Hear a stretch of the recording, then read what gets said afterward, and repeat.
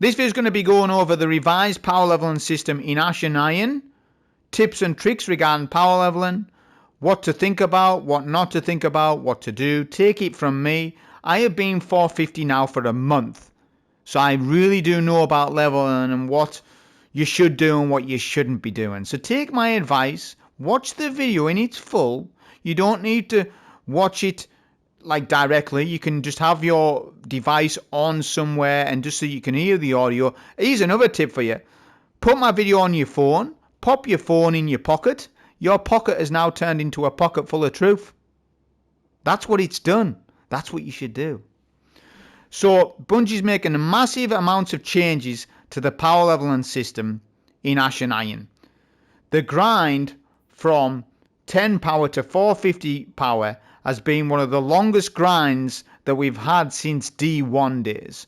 This reminds me of Taken King days, where it was an incremental power grind. Obviously, there was the Forever 29 grind, but the Forever 29 grind didn't matter. That was 2014. It didn't matter. You could still be 29 and you're okay. You never needed power. You never needed 30 power or 30 light. But in Taken King, it did. I remember it being a bit of an issue, and I didn't even get to max power or max light in Taken King. So this has been one of the longest grinds. There's definitely been nothing like it in the Shadowkeep era, all the way from Beyond Light, all the way to now. Longest grind. So, like I say, take the tips from me on it. So I'm first going to go through the information that Bungie has said. Everything I think is important that they've said, I'm going to mention it. So I've got some information here. There'll be some images. I'm just going to quickly go through the bullet points. I'm not going to hang about with this because I want more of the video to be about my free thought commentary rather than just what Bungie says. But I do want to state what they've said. From 500 to 550 power, earn A or A plus grade to get +1 power on your activity completion rewards. This change will also be in effect for A grades in the 400 to 450 power range when Renegades launches. Note that within the launch of Ash and Iron, the power climb from 400 to 500 will naturally be accelerated by the power cap increasing to 550. Also note that this change to positively impact PvP rewards, and we will be monitoring the PvP experience to ensure this. We're identifying opportunities to improve the nature of the reward experiences from the many more activities with Fireteam Ops. We are rapidly aligning on the plan and will share more details with you in the future. GM difficulty portal activities will no longer zero out revives when you hit a time limit. Note that revives will still zero out for conquests. From 450 power onwards, platinum or diamond reward packages earn a score of 1.250 or more to guarantee tier 5 drops from your activity completions. To confirm that you will be able to earn tier 5 rewards before launching your activity, and modifiers increase your reward score forecast until it shows a picture of tier 5 engram and a score of 1.250 plus. As you go up in power, you'll be able to earn tier 5s progressively at lower grades. Example, at 500 power, you'll only require a B plus for tier 5s. Other buffs. Chance of prime engrams drop per completion reward. Activities with more base completion rewards such as Luminality and Inverted Spire will provide more chance of prime engrams to drop. This is also PvP. PvP is getting a prime engram buff drop rate as well. They said it elsewhere. And obviously they said that they're going to revise the climb from 500 to 550. We know that. The time bonus will grant 5% minimum score if you make the time at portal. Your account highest power will be used for the reward score rather than equip power. You will no longer need to wear your highest power gear while playing to get the highest score possible. Conquests are now replayable. This is just, I want to cover this quickly. Solo Ops, Fireteam Ops, new armor set, Smoke Jumper armor suit. Set bonus is 2-piece. When you pick an orb of power, gain a brief period of rapidly decaying damage reduction. The 4-piece, defeating a powerful combatant with a finisher grants you special armor progress and replenishes a small amount of health. This is the biggest, most important thing to take away. When Renegades launches, all legendary gear from Season Reclamation, The Edge of Fate and Ash and Iron will be included as part of the season. Lawless featured gear. In other words, legendary gear currently with the tail featured background marker will continue to be marked as featured gear next season. All new exotic from Season Reclamation will also be included as part of the season. Lawless featured gear. The new gear bonus will be changing for the season lawless artifact. Starting in season lawless, the new gear bonus will be flat for all of each gear. It will no longer be tiered as it's currently in season reclamation, and will be a max 5% damage for weapons and a max 10% damage resistance for armor. Dungeon layers, let's just read some of it. The 3 dungeon layers being added to Pinnacle Ops in the portals are Pit of Heresy, Duality, Warlord's Ruin. They're making these dungeons free to play for 2 weeks. The actual full original releases of them. After that, the dungeon layers will be free in the portal for free to players. That's basically what they're saying. Paid customers, this makes no difference to them other than they can grind these dungeon layers in the portal. For free to play players, they're getting a bit of they're getting an advantage there. Let's say that, right? Bear in mind, these are just one encounters of each of the dungeons. It's not a full dungeon run. It's part of the dungeons, like for bosses and stuff. And finally, this is my Caldera report. Most of the stats you see here is what I did to get from 10 power to 450 power. I done 224 Calderas, 209 K1s, Kel's Fall 79, Encore 29. These are roughly what I did at the time to get to 450. This wasn't all I did. I done a lot of other things. Creation solo ops, Skywatch. I done a lot of PvP, trials, control clash, cutting edge clash, a lot of things. Caldera Report only reports those activities. But looking at those numbers, I got well off. I got to 450 with not as much work as some of the rest of you. Some of you were in the mines, salt mines for ages. I wasn't. I wasn't scalded too much. I was in and out, because I knew with the way the system worked that we could take advantage of the score multiplier to get more prime engrams and such. Which, that's what we're going to come on to, basically power level and tips. Before I go into that, just though, make sure that you now think about locking in tier 5 armor sets. Obviously, most of you aren't 450. When Ashen Iron launches next week, any armor sets at tier 5 that stats you like, lock them in, because that tier 5 gear is going to be handy to you in Renegades. This is a massive thing that basically you don't need to worry. A 6-month timescale on farming tier 5 armor is no good, and Bungie has acknowledged that. In my opinion, you should probably refarm armor once a year. Maybe 18 months. Maybe a year and a half. Maybe 2 years, I don't know. But that's basically what you should be doing on your armor farm. There's no way that you should keep armor for 4 years and say, I farmed armor in 2019. Get over it, dude. You need to refarm it. There's no way that you think that that is good. That's also not good. But at the same time, a 6 months timeline on armor isn't good either. Especially with the way the armor system works. So, yeah, I think Bungie has acknowledged that, and your armor is going to be worth it. Your tier 5 armor will be worth it in Renegades, which is a massive win. It's so huge of a win, that. There's still work to be done. All exotics should be Edge of Fate base gear, Renegades gear, that all of it, all exotics at the very minimum, like Telesto and Jotun and Anarchy and all these brilliant exotics that we've had. Right, now we come to the power leveling thing. So you've just saw my Caldera report. You saw what I did to get a 450. The biggest tip to take away is you must use Edge of Fate gear. You must use Edge of Fate gear.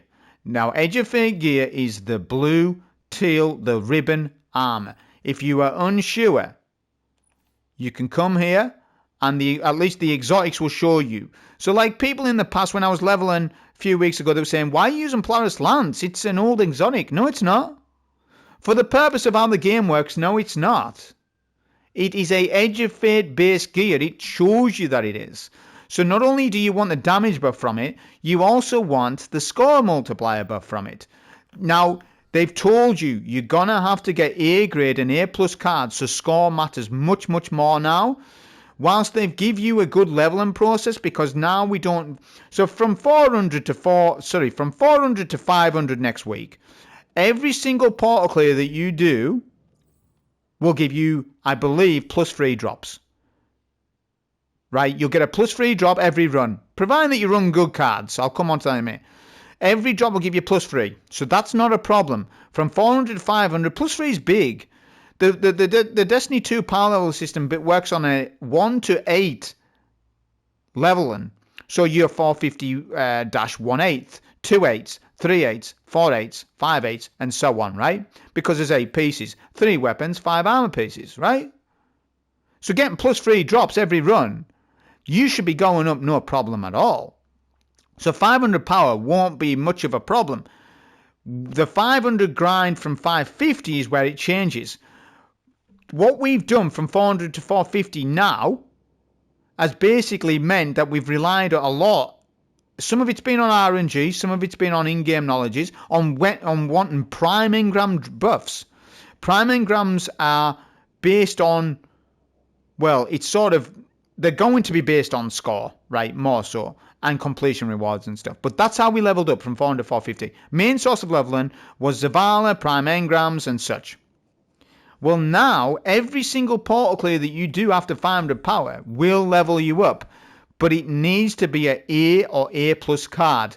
And remember what they said. They said 1.250. Now, let me take your attention to PvP. PvP is getting prime engram drop as well, but prime engram drop rate buff as well. But that's not what I want to focus on.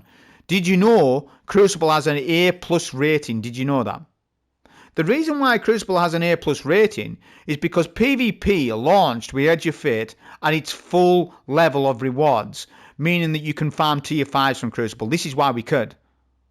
It's got A plus score rating, nothing's sunset, not sunset, but nothing's time gated. Whereas if we come to PVE portal, you will see there's no such thing. Where's the engram at? There's no such thing as A plus in the game right now. So basically, Bungie's going to unlock the full portal experience next week for PvE, which you can then obtain platinum ranks, platinum and diamond ranks, and A plus grading. This score multiplier system, the numbers are going to change, and I'm going to prove to you that they will change. So let's just load up anything. It doesn't even matter, right? So I'm 450 power. We need to run a max card, so I'm going to run a 500 card.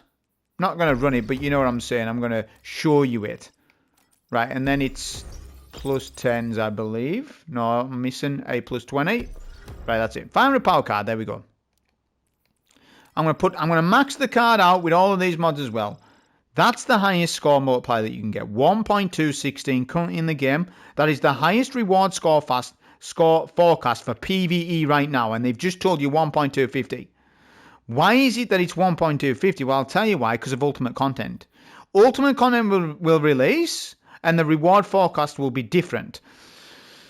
With the A plus and the diamond ranks being unlocked, the numbers are going to be different, and basically you are going to be able to achieve 1.250, probably 1.3, 1.4 as well. They're not going to have it so that you need to meet the absolute maximum score, but close to it. Basically, that's how it will work. So you're going to be wanting to run A and A plus cards. Now look at this, highest card possible in the game. I'm running all Edge of Fate gear. You can see it. All Edge of Fate gear, you see it. Let's start messing with the game, right? Let me show you how bad yous lot have been. Slammer loyalists, a lot of yous, I speak to a lot of players who ran Slammer, and some of yous are 420. I've been 450 a month. What are you playing at? It's because you've been running Slammer, dude. Slammer's been hindering your gains. Absolute no doubt. So look, it will change Edge of Fate next week, but just disregard that, please. And we'll run a non-Edge of Fate exotic arm piece now, but this will also change. So I'm running 4 pieces without the buff. Let's just see it. Remember 1.216, right? Remember 1.216. There we go. How much score are we losing there? And it's probably more than that because 1.216 is maximum. So I'm probably losing somewhere in the score multiplier of 100k. Probably. It's a huge, but you're losing so much. So you need to run the new stuff. You must run it. It's really as simple as that. Hazardous will be the new stuff, Mida will be the new stuff, but I'm just giving you an example of how much score multiplier you will actually lose. The game punishes you. So this is where now I'm going to actually physically talk to you about it. So at 450 power, the first thing I'm going to do is I'm going to run minus 30 Delta cards solo ops. The reason why I'm going to do solo ops, it might not be Skywatch, it could be Caldera or whatever. The reason why is because they are easier to solo at minus 30 and minus 40 under. You never need to go minus 40, more than minus 40. You won't need to go that high, but you'll definitely need minus 30 to get a good score, look. Yeah? Maybe we can get away with minus 20. That will be micromanaged next week. I'm just giving you general advice. So you're going to be minus 30 under, which is fine. You seem to have a psychology where I'm minus 30 under, you know, I'm going to get melted by the ads, and that's just not true at all. A minus 30 delta now is not equal to all GM content. It definitely isn't. So I'm going to run this until I get to 460 or 470 power, round about there. When I get to 470, I'm going to play ultimate content. I'm not going to play ultimate content right out the gate because you're minus 50 under and it's going to be a bit of a slog. Whereas at minus 40 under, there's a massive difference between minus 50 and minus 40. I've checked all the power. I've done a video on this, so I've already checked it all. At 460, the ultimate will be doable and you'll be able to run it with no red mods. You'll be able to take off all the red mods like this in ultimate content, because I know how the system already works, and you'll be able to run 3 buffs. That's what you'll be able to do. In ultimate content, you'll be able to run 3 green buffs and no red mods if you are 460 or 470 power, because you are running the content under leveled, and the game gives you a lot more score if you are under leveled below an activity. Understand it? I use this all the way from expert, master, grandmaster, this technique.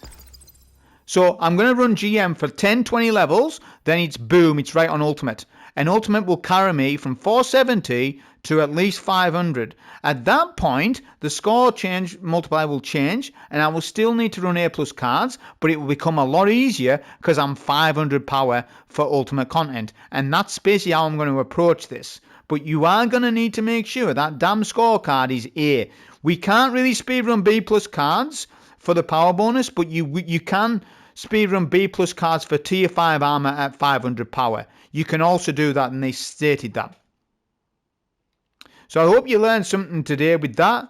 Like I say, with what I'm going to do. Obviously, Fight Team Ops is getting a buff. We'll have to check it out. It's not that I'm not going to check it out. I will. Luminality, it's getting huge buffs. Luminality is a good one. And in actual fact, it's not a bad little Fight Team Ops to run. It's not too long. It's not like 40 minutes or anything. It's like 20, 25 minutes tops if you've got a team. Now we're talking team, right? That one's getting a buff, and Inverted Spire is as well. But obviously, it's solo ops first that we're going to try for me.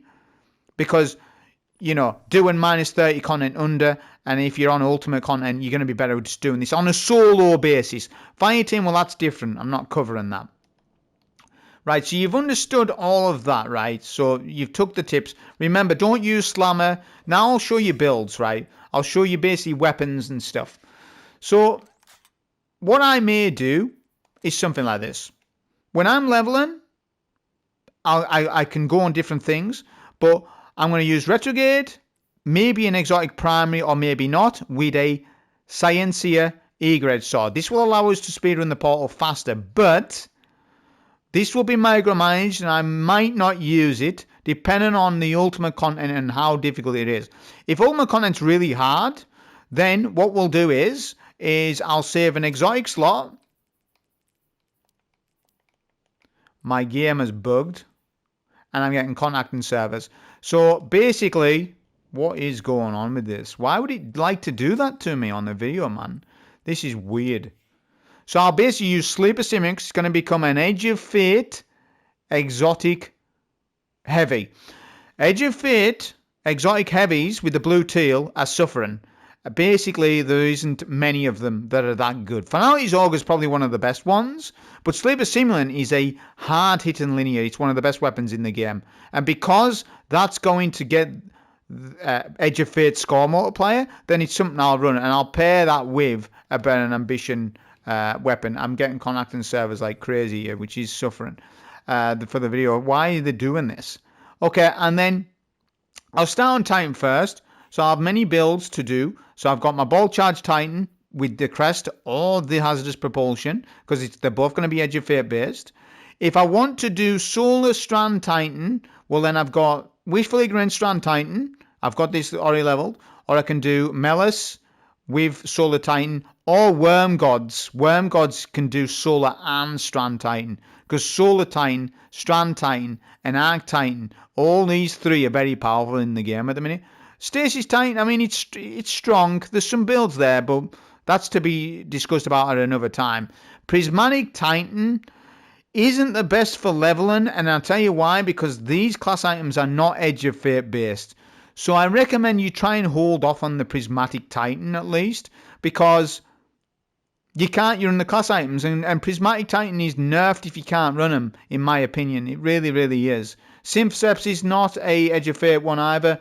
I mean, I just think that for leveling purposes, you're better off on Arc, Solar, and Strand Titan over Prismatic for leveling purposes, for the reward score multiplier, and to get a good score grading. Arc Titan especially is very good for under-leveled content. Like, if you're going in Ultimate Content Day 1, boom, just pop on Ball Charge Titan and you're good. With the primaries, Burning Ambition's getting a massive buff.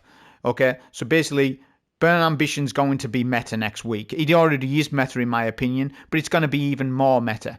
So grab yourself a nice Burning Ambition weapon. There's a multiple different ranges. Ahab Char, that medium range. Stars in Shadow, longer ranges. And Yeartide for tight-knit close CQC rooms. You will go between each primary on which one you want for ranges in the activity that you are doing. So for example, if you're in a long-range DM or ultimate content, Yeartide's no good. You want to put on Stars in Shadow or Ahab Char. If you're in tight-knit CQC rooms, you put on the SMG. You see now how we're going? Heel Clip Burn Ambition, best roll. Especially for leveling. Solo leveling, it's an incredible weapon, right?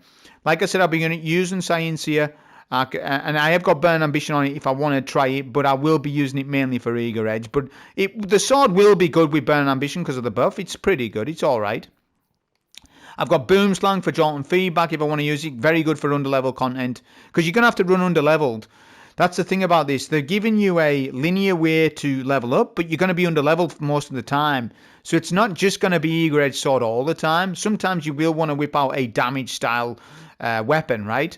And that's basically how it's going to go. And like I say, these Burning Ambition weapons are doing the power of an exotic primary. Or I could just use Third Iteration. Third Iteration is very good for just leveling, because you go in vis on a kill. Very good for survivability. And this damn weapon carried me all the way to 400 power. Or I can use Polaris Lance instead. See what I'm saying? Other high style damage exotic primaries help you out massively in endgame content. You got Deadman's Tail. It does incredible amounts of damage. This is a meta weapon. Make no mistake about it. It one-shots red bars at minus 50. With the Cranial Spike, with Vorpal Weapon. Man, it's very good on champions as well. Barrier Scout. Obviously use Retrograde because it's not getting nerfed. So I'll be using this a lot. But just say, for example, you're not using Retrograde for other reason. Then there's like Outbreak, Deadman's Tail, and Wicked Implement, by the way, is an incredible weapon as well. It got a huge buff. It gives you Frost Armor as well with the artifact. This weapon's incredibly strong. I'm not just saying it. It's so strong. Mighty Multi-Tool's getting a buff. We'll have to see how that plays out. I'm not recommending it yet until I see the buff. Like, I need to see it. But it's getting 25% buff with explosive payload. We'll see how that works. Okay, weapons are being covered. Now, finally, artifact mods maybe to talk about. Radiant Shrapnel is going to carry you, especially when you're using those Burning Ambition weapons. Incredible perk. Shield Crush is so powerful in the game. Elemental Daze is good for champions. Elemental Coalescence is alright. We've got Stasis stuff. Fever and Chill, Frost Renewal, one with Frost, discount on Scavs. You've got your champ guns, you just use that accordingly. So that's basically artifact. Yeah, but basically that's all of the information that I can think about telling you about tips on the power grind, like I say, from 400 to 550, which people can cap out at 450 and just farm tier 5s, but remember that's going to be very difficult. The 450, if you try and just farm tier 5s at that A plus score grading, you're going to find that tier 5s are infrequent and you need to raise your power to 500 at least to make tier 5 common, in my opinion. So don't make the mistake of just grinding tier 5s at 450. You should definitely get to 500 minimum. And the grind, now that it's linear from 500 to 550, you may as well go to 550 as well. It's not clear cut if you need 550 or not, because you're all forgetting one little thing, and that is conquests. Conquests are going to become repeatable, okay? And you've got ultimate contests. I used forgetting about this. You may need a higher power level, right, to account for this. Now you are cut. Like, for example, Conquest Delve, you can level up to, I believe, 420. So that would put you at 40 under. So they will limit you at 40 under. So there is that. So whatever the Conquest GM is, at Ultimate, we don't know what the level of them are. But let's assume that it's 510. Okay, no, that the Conquest Delve, the Conquest Ultimates are 550. But saying that, this is above the power cap right now, so the Ultimate GMs might be much higher. They might go above 550. So you need to think about this. It's not just, well, I'm only leveling to 500 and that's it. Well, no, hang on a minute. Conquests, you're forgetting conquests, and they will be repeatable. We don't know the exact conditions of loot regarding that, but they will be. So that's what I'm saying. Because 550 is not going to be too difficult to reach anymore, you may as well do that while along your journey. Because I don't think you're going to be grinding hours and hours for 550. I think people are going to get this done in a week. And for more casual players, 2 weeks. I think a lot of us are going to be 550 within a few weeks. They're going to be within the 500 power ranges. Definitely. It's going to be all alleviated. And that's what I'm trying to explain to you. So that was the video on this. Hope you enjoy. Thank you.